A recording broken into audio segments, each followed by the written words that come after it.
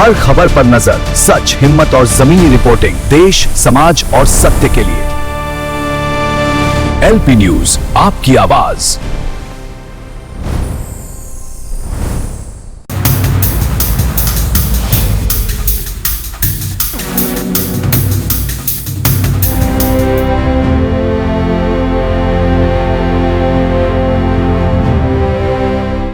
पिछले अंक में हमने आपको रेलवे सुरक्षा बल में टीएमएम के हो रहे दूरगामी दुष्परिणाम के विषय में आपको अवगत कराया था। अब खबर यह है कि आरपीएफ पर थोके गए यह ट्रांसफर मैनेजमेंट मॉड्यूल यानी टीएमएम को लेकर असंतोष लगातार बढ़ता जा रहा है। अब पश्चिम रेल के 25 और 4 यानी 29 बल सदस्यों ने इस टीएमएम स्थानांतरण नीति के खिलाफ हाई कोर्ट गुजरात में एक रिट याचिका दायर कर अपनी विभिन्न आपत्तियां दर्ज कराई। आइए आपको पूरी रिपोर्ट से अवगत कराते हैं।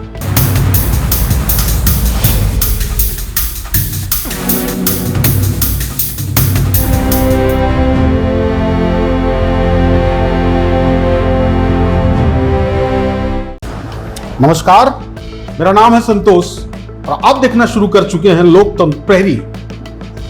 टीएमएम स्थानांतरण नीति के कारण हुई अनावश्यक देरी से संबंधित यह मामला पश्चिम रेल के प्रताड़ित बल के कर्मियों द्वारा दायर की गई। इस माध्यम से रिट याचिका को गुजरात हाई कोर्ट ले जाया गया, जहां टीएमएम के विभिन्न पक्षों को माननीय न्यायालय समक्ष रखा गया। दोनों पक्षों को सुना और आरपीएफ के तथाकथित अधिकारियों को फटकार लगाई और बड़ा ही वर्ष टिप्पणी की। हाईकोर्ट ने देरी से किए गए आरपीएफ स्थानांतरणों को रद्द करते हुए यह टिप्पणी पारित की कि बल के उच्च पदों पर बैठे अधिकारियों से जहां एक और अनुशासन की अपेक्षा की जाती है, वहीं उनसे यह भी उम्मीद की जाती है कि वे स्वयं के दिशा निर्देशों और कानून के शासन का पालन करते हुए अनुशासन बनाए रखें। तो आइए हम आपको माननीय न्यायालय गुजरात की पारित टिप्पणी और दोनों पक्षों की दलील को सुनाते हैं। आइए सुनिए। All three matters, 2, 3, 4 are the same? Yes, same. Here, my lord, the issue is that as per the statute, they have issued a directive. My lord, directive for transferring the enrolled members of the force. Now, that directive is at page 63. Page 63, what is that directive? Is a directive issued by the Ministry of Railways, my lord, for, my lord, regulating the transfers of the personnel, my lord, of Railway Protection Force. Now, please see, that directive says, number one, that the persons who are due for transferred they will be seeking 3 choices, which they will be giving. And out of those 3 choices, my lord, they will be posted in one of the stations, my lord. This is what, my lord, the directive is. Now, and finally it says that this directive must be followed, shall be followed in letter and spirit. Now, please see 63.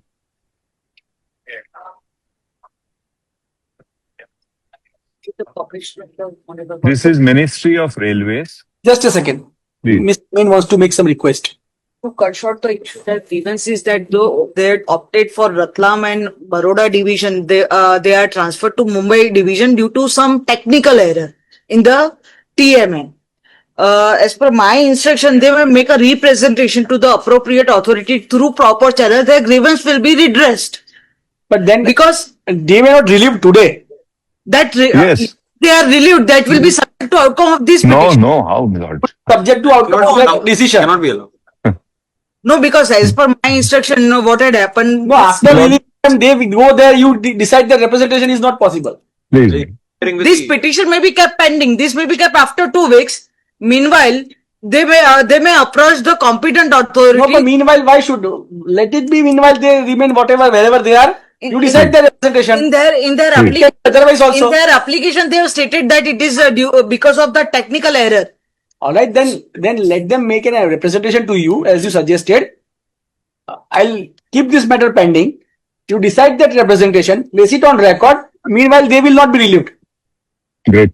Relieved, you make a statement that that order will not be implemented. In fact, Whether have you relieved him? no, as per the instruction of the respondent number 4, they are to be relieved by tomorrow. Tomorrow. So he will not be relieved then. You take instruction. Otherwise, I'll pass an order. Your proposal appears to be reasonable partially. And certain Partially. my instruction, this is because of technical error. Correct, ultimately. But if Manually, this can be corrected. correct. Very well. You're trying to jump the process of this. If it deserves correction, Yes. then why unnecessarily they have to go and join where they are transferred or likely to be transferred there? Ultimately, if you also prima facie believe that this is a technical error, as they say, then you must consider objectively, Certainly. right? So whatever you suggest, I can dispose it of also. And you decide that till that you will not take any decision. May I come back within 5 minutes? Come fast. His flight is delayed or on time. No, even No, I, on time. Which flight? Now, even I Air have India, my lord. All right, 15 minutes late. My lord, it will go. 5 minutes. All right. You can mention in the interregnum. Certainly, I'm ready. And my lord, if at all, my lord, it is called out, my boarding is called out, then my lord, I may go, my colleague would be there. The only understanding is, if my lords deem fit, my lord, my posting may not be disturbed. In the meantime, in 2 weeks, my lord, they may decide and let this matter be pending, my lord. No, I'm if grateful. the instructions come Please. like they are considering, so why unnecessarily keep pending? My lord, the reason is, again, I will have to approach. I know this department very well. I have been appearing against them, my lord. Ultimately, if these are the instructions, then your impression has to be improved now for the department. Yes. Very well. That may, They prima facie they said that it appears to be technical glitch. absolutely. No issue. With that. That be recorded, my lord. That- Instruction. So all the right, instruction. early Yes. consider then. Yes. And what they, so the issue is that 3 choices, even as per their directive, is to be given. They may give me either of the stations. You can make a representation. You make your choices. You show the directives of the directions, and they will The decide. representation is pending before them. And in the meantime, they are pressurizing me today that you get relieved. Right? Then Even in my presence, the phone was received, my lord. They are pressurizing. your representation is already there. Yes. All right, you take instruction on that. Representation can be decided within 15 days or 21 days. Till then, you will not relieve them. I'll come back in 5 minutes. All right. I'm grateful. My lord, for serial number 2 particularly, here the grievance is different.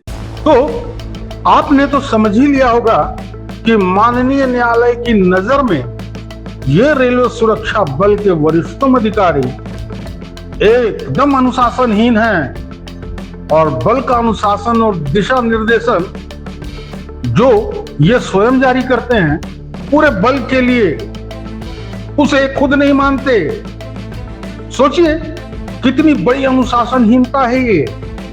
माननीय न्यायालय से तो स्वयं महामहिम राष्ट्रपति बन रहे हैं, क्योंकि यह एक संवैधानिक व्यवस्था है।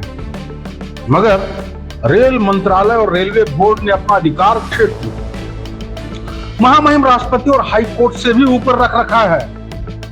उन्हें तो फुर्सत की नहीं कि रेल की सुरक्षा प्रणाली और सुरक्षा कर्मियों तथा उनके परिवार की तकलीफ उन्हें नजर आ जाए। चूंकि गुजरात उच्च न्यायालय एक संवैधानिक पीठ है जिसने ईएमएम और आरपीएफ के सामंजस्य को समझा और आरपीएफ के जवानों को मेंबर ऑफ फोर्स के अलावे उनके मानवीय पहलुओं और आवश्यकताओं, उनकी कार्यप्रणाली को समझा, तभी तो ऐसे निर्णय और टिप्पणी पारित किए गए। मगर आरपीएफ के वरिष्ठ तथा कथित माननीय न्यायालय से भी ऊपर हैं। फटकार क्या, सजा के बाद भी आरपीएफ के वरिष्ठतम अधिकारियों को थोड़ी भी हिचक नहीं कि संवैधानिक पीठ जिसकी आज्ञा स्वयं महामहिम राष्ट्रपति भी मानते हैं, लेकिन न्यायालय की बार बार टिप्पणी को ये हर बार हल्के में लेते हैं। आपको याद दिला दूं कि गुजरात हाई कोर्ट का वह चर्चित मामला जिसमें तात्कालिक महानिदेशक आईपीएस अरुण कुमार जी थे, जिनके कुशल अधीक्षण एवं प्रशासन में एक सब इंस्पेक्टर सतीश अग्निहोत्री को गलत तरीके से विभागीय जांच कार्यवाही कराकर सेवा से हटाए जाने पर इसी माननीय न्यायालय गुजरात उच्च न्यायालय ने जांच और कार्यवाही में गंभीर अनियमितता पाई और उस उप निरीक्षक को बहाल करते हुए बड़ा ही निकृष्ट टिप्पणी पारित की और 5 लाख के जुर्माने की भी बात कही।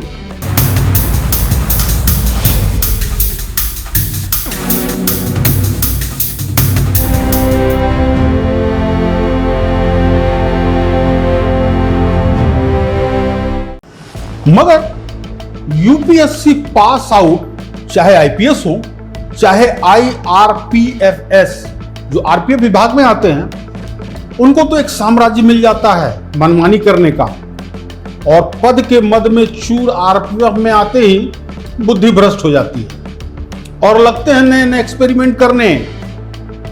जब इतने वरिष्ठ आईपीएस श्री अरुण कुमार भी इस स्थानांतरण नीति टीएमएम को लागू करने में सफल नहीं हो पाए, न ही कोई महानिदेशक अब तक सफल हो पाया है, परेशान आरपीएफ के बल सदस्य होते हुए आदेश और अनुशासन, स्थानांतरण के नाम पर प्रताड़ना, मनमाना और अकारण निलंबन, अटैचमेंट, सजा के नाम पर वेतन काट देना, क्या हो रहा है?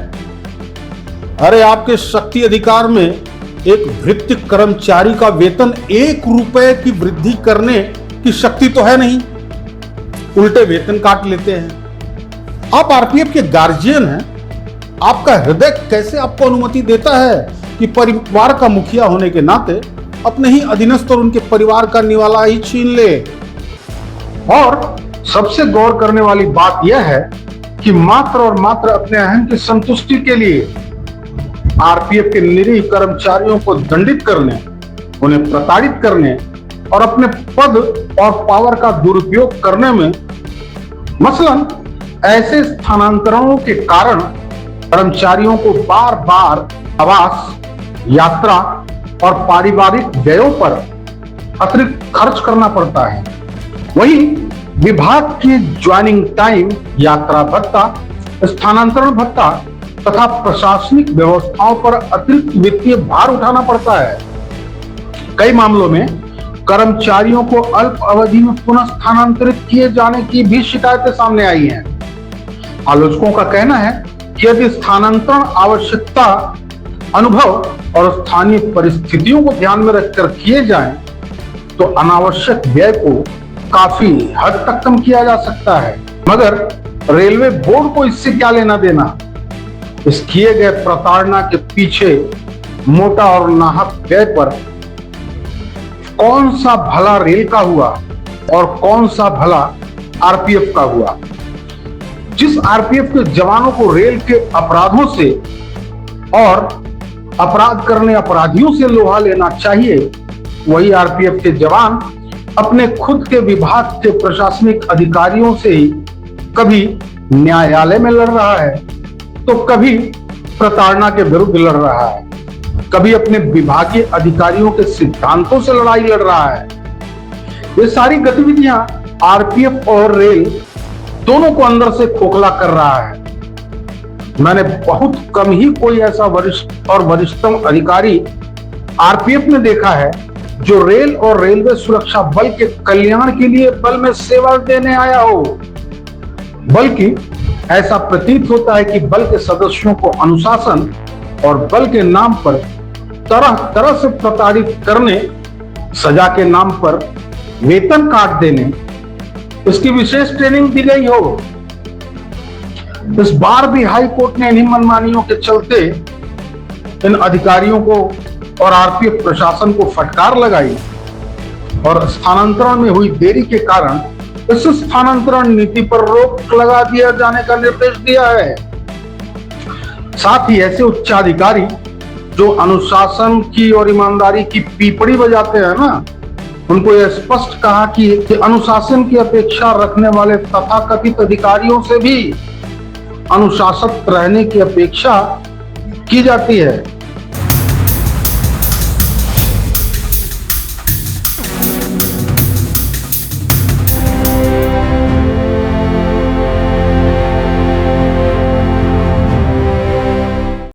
मगर ठाक के वही तीन पात। जब माननीय उच्च न्यायालय ही इनको खुली छूट और मनमानी करने के लिए बार बार जो सॉफ्ट टिप्पणी देता है ना, यही कारण है कि ये बार बार माननीय उच्च न्यायालय की भी अवहेलना करते हैं और न्यायालय भी मौन साध लेती है। तभी तो इनकी धृष्टता और बढ़ती जाती है और ये बार बार न्यायालय का अपमान करते हैं। इन तथाकथित अधिकारियों की हिम्मत और बढ़ जाती है। माननीय उच्च न्यायालय तक अगर मेरी बात पहुंचे तो कहना चाहूंगा, आप संवैधानिक पीठ है, आप पर भरोसा कर कोई आपकी शरण में आता है और आप पर दायित्व है कि आप न्याय करें और आपके जारी दिशा निर्देशों का पालन तत्परता पूर्वक किया जाए। पालन नहीं होने पर दंड का प्रावधान हो ताकि संवैधानिक विधि व्यवस्था की अवहेलना न की जा सके। और कैसा रेल प्रशासन है जो व्यवस्थाओं परिस्थितियों का आकलन न कर सके और इनकी मनमानी पर अंकुश लगा सके? क्या रेलवे में कोई ऐसा सपूत या मां भारती का ऐसा लाल है जो रेल में चल रही इस नौकरशाही व्यवस्था में सुधार ला सके, रेल और देश की सेवा कर सके? करते हैं इंतजार कि कब कोई ऐसा अधिकारी या रेल मंत्री आएगा जो रेलवे का कल्याण करेगा, सुरक्षा व्यवस्था पर ध्यान देगा, सुरक्षा कर्मियों की पीड़ा, उनके परिवार की व्यथाओं पर ध्यान देगा और इस नौकरशाही से छुटकारा दिलाएगा।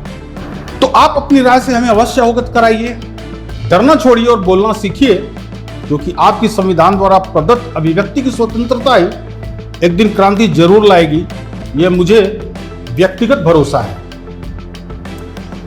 हाई कोर्ट के इस निर्णय को हम अपने लिंक में अवश्य डाल देंगे।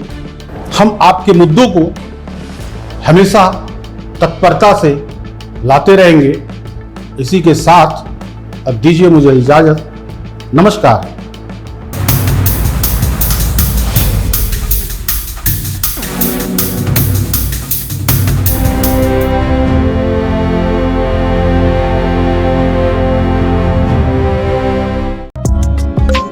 लोकतंत्र प्रहरी YouTube चैनल को सब्सक्राइब करें और बेल आइकन बटन को क्लिक करें।